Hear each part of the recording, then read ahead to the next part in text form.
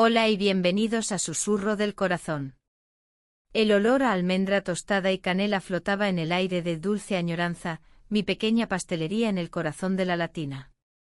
Era un rincón minúsculo, donde cada pastel era una carta de amor a las tradiciones de mi tierra, reinventadas con mis manos. Aquella tarde de septiembre el sol bañaba los adoquines y yo, Alicia, con 27 años y harina hasta los codos, decoraba una tarta de Santiago que era mi orgullo secreto. Llevaba una capa de confitura de naranja amarga de Sevilla y un toque de lavanda, en un guiño a los campos de mi abuela. La campanilla de la puerta sonó.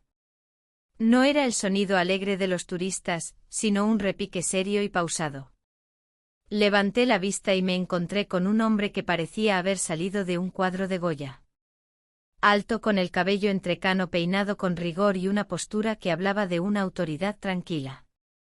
Su traje era oscuro, sencillo pero de una calidad evidente. No era un cliente cualquiera. Se acercó al mostrador y sus ojos, del color del brandy viejo, se posaron en la tarta. No dijo nada durante un largo momento. Yo por mi parte me limpié inconscientemente las manos en el delantal. Buenas tardes, dijo al fin. Su voz era grave con un deje ronco que le confería un magnetismo inmediato. He oído hablar de su tarta de Santiago. Dicen que es especial. Espero que esté a la altura de los rumores, señor, respondí, intentando que mi voz no delatara el nerviosismo que sentía. Diego Montes de Oca, se presentó con una leve inclinación de cabeza. Tengo una viña, en La Rioja. Corté una porción generosa y se la serví. Él tomó el tenedor con elegancia, pero sin afectación. Cuando el primer bocado tocó sus labios, algo cambió en su rostro. La máscara de formalidad se resquebrajó. Sus cejas, antes fruncidas en una evaluación neutral, se alzaron levemente. Sus ojos se cerraron por un instante. El silencio se hizo pesado. Yo contuve la respiración. Al abrirlos, su mirada ya no era la de un extraño. Era intensa, casi vulnerable. Me miró directamente a los ojos, y fue como si hubiera desnudado mi alma en un segundo. Señorita Alicia, dijo, y mi nombre en su boca sonó a una verdad que no conocía. Eso ha sido fantástico. Una sonrisa de alivio empezó a dibujarse en mis labios, pero él no había terminado. Se inclinó un poco hacia mí, y su voz bajó a un tono confidencial, cargado de una emoción que no podía fingir. He viajado por todo el mundo probando los mejores postres. Pero esto me ha transportado a otro lugar. A otro tiempo. Hizo una pausa, buscando las palabras correctas. ¿Puede hacerlo otra vez? Ahora mismo. ¿Y puede contarme su secreto? No es solo sabor. Es memoria. Su petición no era un simple cumplido. Era una súplica genuina. Aquel hombre dueño de viñedos y aparentemente de todo lo que pudiera desear, me estaba pidiendo que le revelara el alma de mi creación. Asentí sin poder articular palabra, y me puse a trabajar. Mientras medía la almendra y rayaba la naranja, sentía su mirada sobre mí, un peso cálido y inquisitivo que me recorría cada movimiento. Le hablé de mi abuela, de los veranos en el campo, del olor a azahar. Él escuchaba inmóvil, absorbiendo cada sílaba. Cuando la segunda tarta estuvo en el horno, me ofreció una tarjeta de visita de lino grueso. El próximo mes en la viña, celebramos la vendimia. Sería un honor que viniera y compartiera su arte con mis invitados. Un maestro pastelero para un evento especial. No era una invitación. Era un portal a un mundo del que solo había leído en revistas de lujo. Dudé. Mi pastelería era mi vida, mi refugio.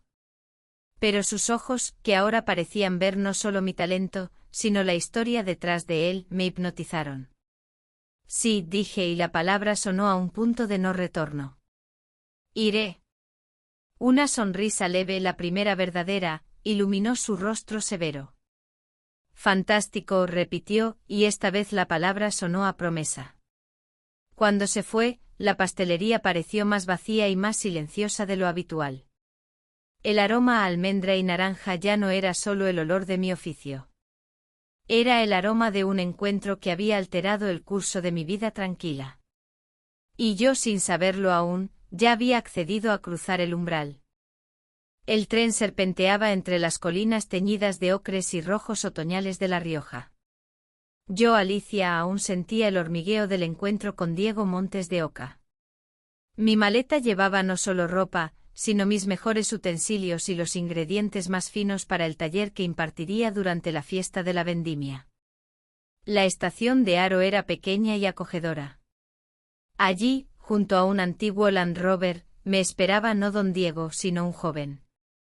Tendría unos 22 años, con el pelo castaño desordenado por el viento y unos ojos verdes que brillaban con una curiosidad tranquila.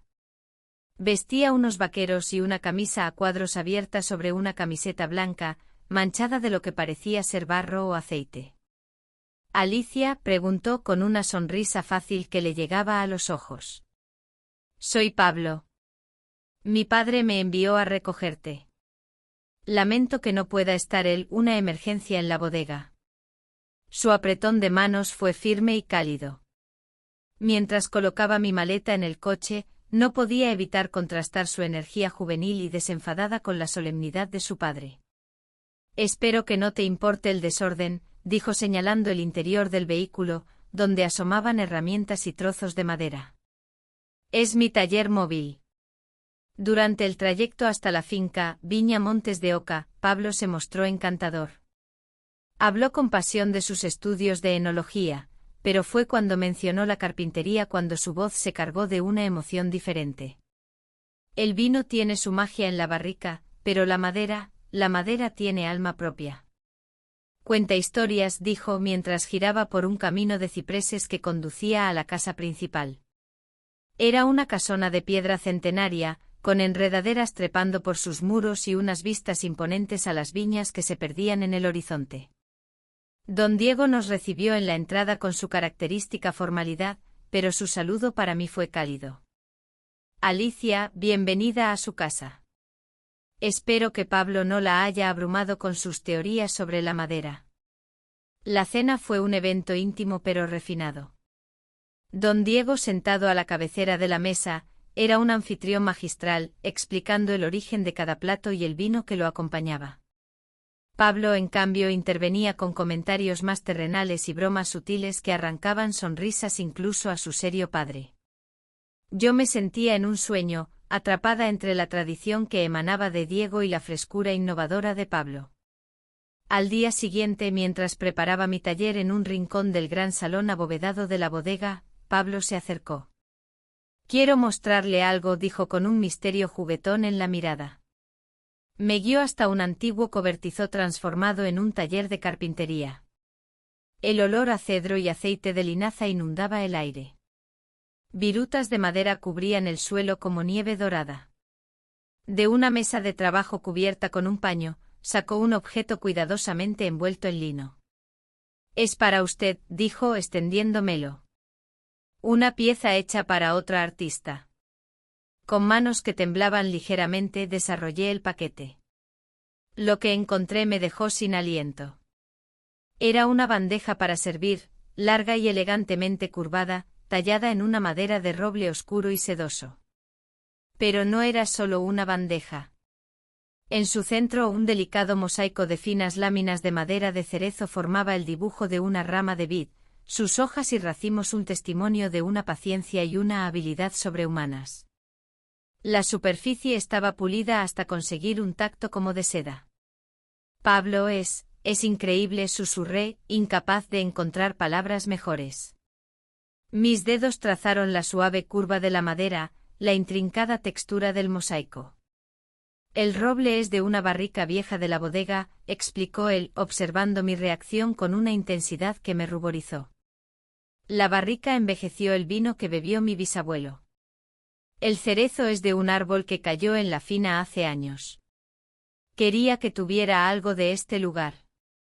para que cuando sirva sus postres, no solo lleve sus historias, sino también las nuestras.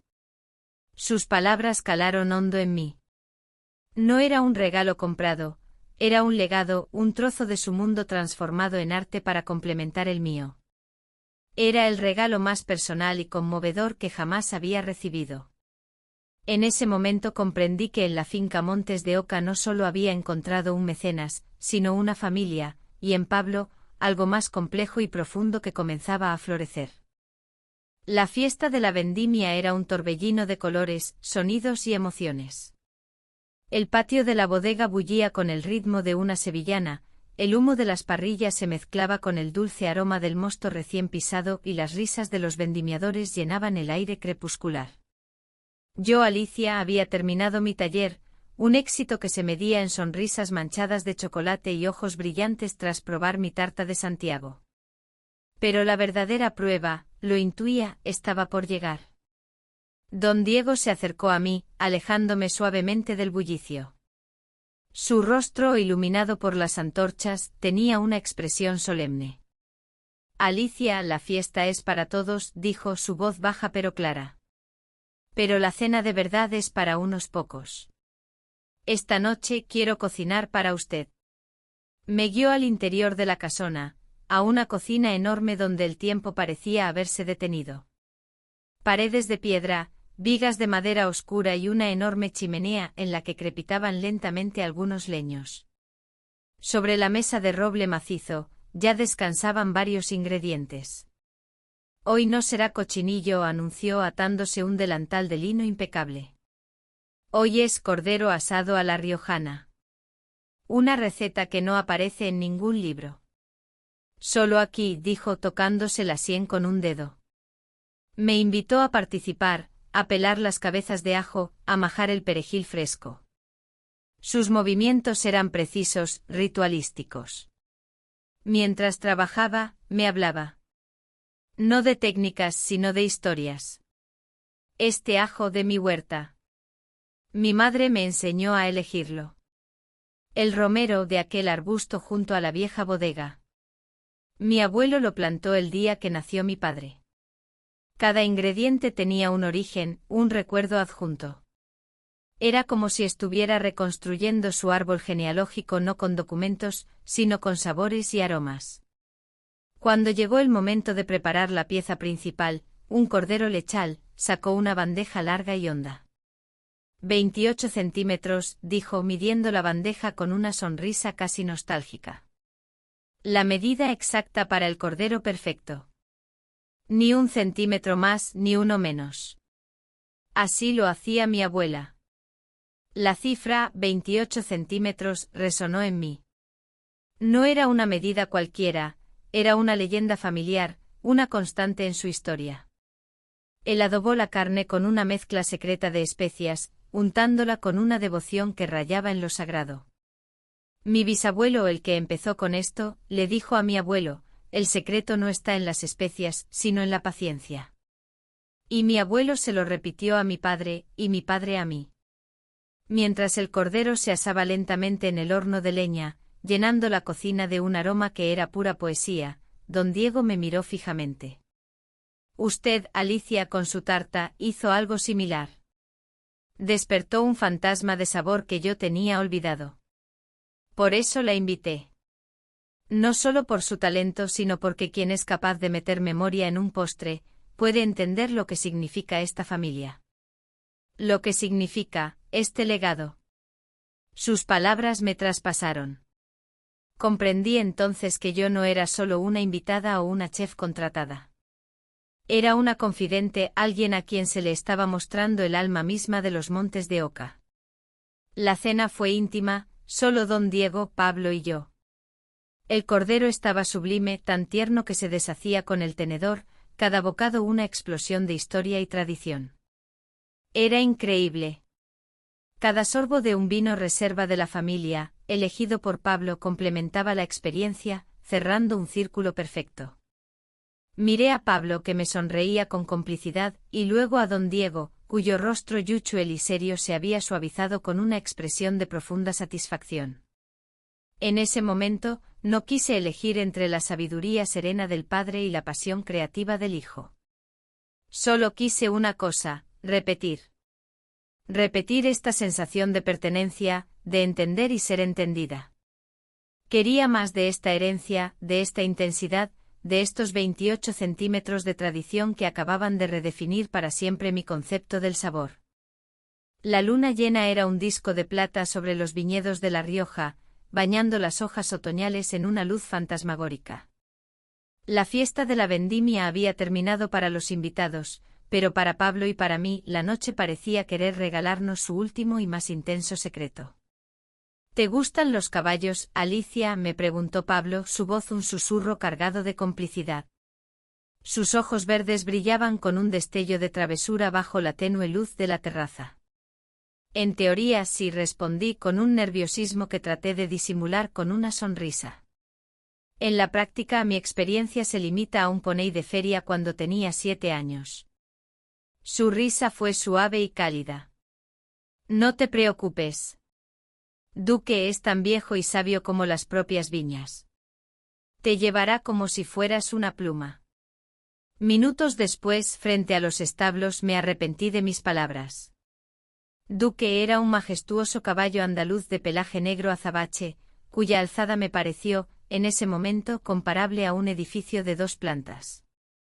Pablo, montando una yegua alazán llamada Emperatriz, parecía una extensión natural del animal. Confía en él, me dijo Pablo acercándose para sujetar la brida mientras yo, con el corazón latiéndome en la garganta, subía al estribo con torpeza. Una vez en la silla, una calma extraña comenzó a invadirme. El calor del animal, su respiración rítmica, la firmeza de Pablo a mi lado, todo contribuía a un sentimiento de seguridad inesperado. Salimos al trote abandonando el perímetro iluminado de la finca, y nos adentramos en un sendero que serpenteaba entre las hileras de vides. El aire fresco de la noche me golpeó el rostro, llevando consigo el aroma húmedo de la tierra y el dulce perfume de la uva madura. Pronto el suave trote se convirtió en un galope tranquilo. Pablo me guiaba con instrucciones suaves, y yo aprendía a moverme con Duque, a fundirme con su ritmo. La sensación era electrizante. El miedo se transformó en pura adrenalina. El mundo se redujo al sonido de los cascos golpeando la tierra, a la silueta de Pablo recortada contra el cielo estrellado, al viento que me silbaba en los oídos y me despeinaba el cabello con furia liberadora. Más allá, gritó Pablo, señalando hacia una duna que se elevaba al final del sendero. Sin pensarlo, sin miedo, seguí su estela. Subimos la duna a un galope poderoso que me sacudió hasta los huesos. Y entonces la vista me dejó sin aliento. Se extendía ante nosotros la playa de la presa del Ebro, una inmensa extensión de agua oscura y quieta que reflejaba la luna como un espejo roto, bordeada por una lengua de arena blanca. Nos detuvimos en la cima, jadeantes, los jadeos de los caballos mezclándose con los nuestros. La belleza del lugar era sobrecogedora, casi dolorosa. Bajamos de los caballos y los dejamos pastar libremente. Mis piernas temblaban de una forma que no conocía. No era el temblor del miedo, sino la vibración residual de la intensidad, de la fuerza bruta del animal que había estado entre mis piernas, de la carrera desenfrenada bajo la noche riojana. ¿Estás bien?, preguntó Pablo acercándose. Su voz era grave, cargada de una emoción que no necesitaba nombre. Asentí sin poder hablar. Mis piernas no querían cerrarse, parecían haberse acostumbrado a la postura del galope, a la libertad del movimiento. Era una sensación extraña y poderosa, como si mi cuerpo se negara a volver a la normalidad, a encerrarse de nuevo en la quietud. Es intenso, logré balbucear, mirando el vasto paisaje. Sí, susurró él, y su mano encontró la mía en la penumbra. Su tacto fue el detonante. En la inmensidad silenciosa de aquella playa lunar, rodeados solo por el sonido del agua y nuestra respiración entrecortada, no hicimos falta más palabras. Su mirada fue la pregunta, la mía fue la respuesta. Su beso no fue una pregunta sino una afirmación. Un beso lento, profundo, cargado con la adrenalina de la carrera, la magia del lugar y el peso de los días de tensión contenida. Sabía a vino tinto, a libertad y a futuro. Fue un beso que lo cambió todo. Y cuando nos separamos, jadeantes, con mis piernas aún temblorosas y nuestro aliento formando nubes en el aire frío, supe que aquella noche había bailado con el fuego y había salido ilesa, pero para siempre transformada. La semana que siguió a aquella noche en la playa fue un suspiro dorado, un tiempo fuera del tiempo. Pablo y yo vivíamos en una burbuja de complicidad robada. Paseábamos de la mano por los viñedos al amanecer, con el rocío mojándonos los zapatos. Yo ayudaba en la bodega aprendiendo de sus manos el arte del trasiego, y él se sentaba en un rincón de la cocina de la finca, esbozando en un bloc de dibujo nuevos diseños para sus piezas de madera mientras yo horneaba. Don Diego nos observaba con una sonrisa tranquila, una satisfacción silenciosa en la mirada que yo, en mi felicidad, interpreté como una bendición tácita. Una tarde, mientras el sol teñía el cielo de naranja y violeta, don Diego nos llamó a los dos a su despacho, una habitación forrada de libros de contabilidad antiguos y que olía a papel curado y cuero. En el centro de su escritorio de caoba descansaba un objeto cubierto con un paño de lino. Ha llegado el momento, comenzó su voz más grave de lo habitual. Su mirada se posó en mí con una intensidad que hizo que mi sonrisa se desvaneciera. Alicia, estos días me han confirmado algo. No solo eres una artista con un don extraordinario, sino que tu corazón comprende el ritmo de esta tierra, el latido de esta familia. Luego miró a Pablo y en sus ojos brilló un destello de orgullo y algo más, ¿tristeza? Pablo, hijo, tu pasión por la bodega es el futuro que siempre soñé. Juntos, ustedes dos son la combinación perfecta. La tradición y la innovación. La raíz y el fruto. Con manos que parecían suddenly más viejas, retiró el paño de lino. Bajo él no había un documento sino una llave antigua, larga y de hierro forjado, con la cabeza tallada en forma de racimo de uvas. Esta es la llave de la cava de los secretos, anunció y su tono era casi ceremonial. La bodega más antigua, donde reposan los vinos más valiosos de la familia. Y donde mi padre y su padre antes que él guardaban lo más preciado. Pablo contuvo la respiración a mi lado. Sabía por su expresión, que era un honor del que solo se hablaba en susurros. Quiero que la tengan ustedes, continuó don Diego mirándonos alternativamente. Juntos. Es mi deseo que dirijan esto, que lleven el legado de Montes de Oca hacia el futuro. Alicia, no eres una invitada. Eres la pieza que faltaba. Sus palabras eran un sueño hecho realidad. Era todo lo que, sin atreverme a nombrarlo, había anhelado desde que probé la profundidad de su legado. Un hogar. Una familia. Un propósito junto al hombre del que me estaba enamorando.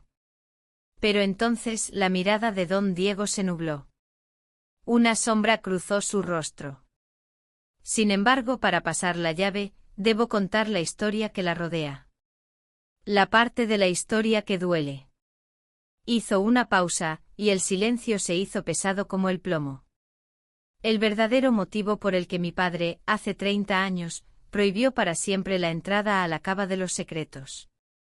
Pablo y yo intercambiamos una mirada de confusión. La leyenda familiar siempre había dicho que fue por la extrema sensibilidad de los vinos. No fue por el vino, dijo don Diego como leyendo nuestros pensamientos. Su voz se quebró. Fue por una tragedia. Una tragedia que involucró a mi hermana, Laura, de la que nunca se habla.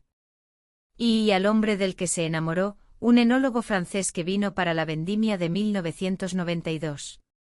Sus nudillos estaban blancos al agarrar el borde del escritorio. Ese hombre del que solo conservo esta foto.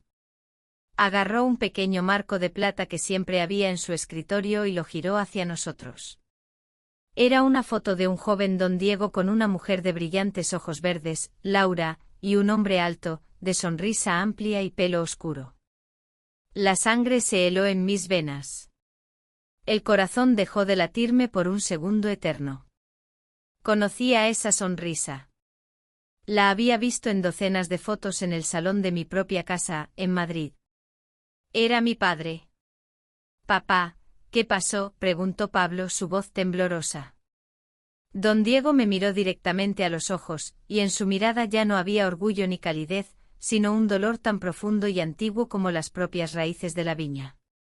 Lo que pasó, hijo, es que el francés la abandonó. Se fue una noche sin una palabra, dejándola desolada. Y Laura, mi hermana, no pudo soportarlo. Un mes después, una noche de tormenta, entró en la cava y nunca salió con vida. El mundo se desmoronó a mis pies.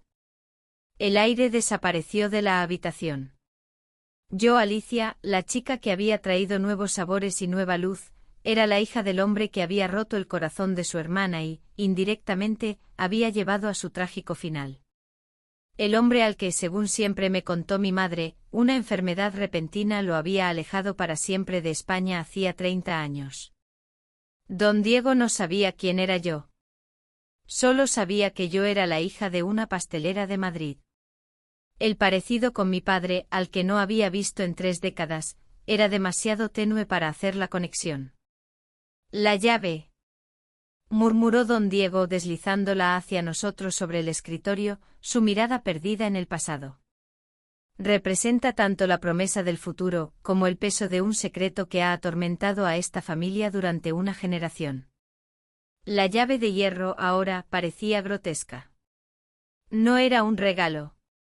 Era una acusación. Yo extendí la mano, mis dedos temblando de forma incontrolable, y la tomé. Su frío metal me quemó la piel. Alcé la vista y encontré la mirada de Pablo, llena de confusión y dolor por la revelación sobre su tía. Él solo vio a la mujer a la que amaba compartiendo el peso de su historia familiar. Pero yo, al cerrar los dedos sobre la llave del pasado, supe la verdad que él ignoraba. Nuestro amor tan puro y brillante hacía solo unos minutos, acababa de ser envenenado por una sombra que yo había traído conmigo sin saberlo. Y ahora, tenía en mi mano la prueba de que el hombre que amaba, y el padre que lo amaba, me despreciarían si supieran quién era realmente. Gracias por acompañarnos en el canal En la trampa de los deseos. No olvides suscribirte, darle like y activar las notificaciones para no perderte nuestras nuevas historias. Nos vemos en el próximo capítulo.